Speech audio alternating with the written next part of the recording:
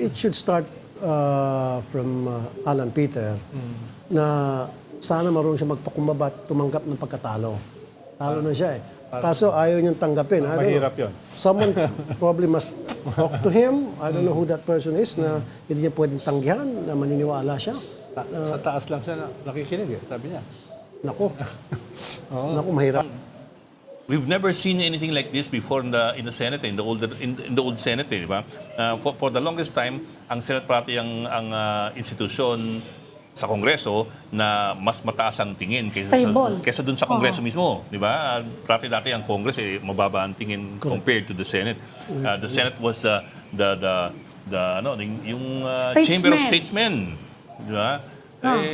But in the past 3 weeks, mukhang it's getting worse and worse. I don't know if you agree with that, pero I definitely agree. Dahil kay Alan Peter, kunin dahil yan. Kita mo, pinapunta niya si Bato, tapos nagkaroon ng habulan, tapos natakas. Putukan.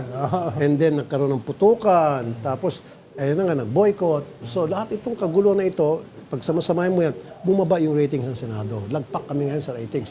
Yung Kongreso, yung Congress ngayon, tumataas. Angat. Yung House of Representatives. Dati-dati baliktad eh. Yung HOR ang baba. Kami palagi mataas. Ngayon, ang taas ng HOR. Yeah. Kami ang baba ngayon. Paano nyo balak ayusin yan, how Senator? to reclaim? Paano nyo balak iangat sa lusak, no? Yung Senado? Dahil, sa burak.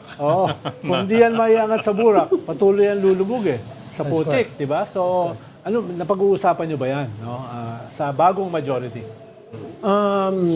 It should start from Alan Peter na sana marunong siya magpakumbaba, tumanggap ng pagkatalo. Talo na siya eh. Kaso ayaw niyang tanggapin. Mahirap yun. Someone probably must talk to him. I don't know who that person is na hindi niya pwedeng tanggihan na maniniwala siya. Sa taas lang siya nakikinig eh, sabi niya.